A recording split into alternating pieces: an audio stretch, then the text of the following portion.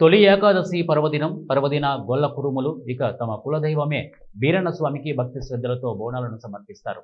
ఇందులో భాగంగా జయశంకర్ భూపాలపల్లి జిల్లా గణపురం మండలం గాంధీనగర్ భూపాలపల్లి పట్టణంలో జరిగిన బీరన్న స్వామి బోనాల ఉత్సవాల్లో ముఖ్య అతిథిగా భూపాలపల్లి ఎమ్మెల్యే గండ్ర సత్యనారాయణరావు పాల్గొన్నారు.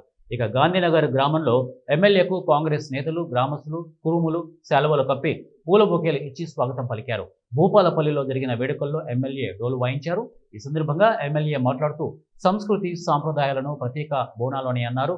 ఈ బోనాల పండుగను అందరూ ప్రశాంత వాతావరణంలో జరుపుకోవాలని ప్రజలకు సూచించారు.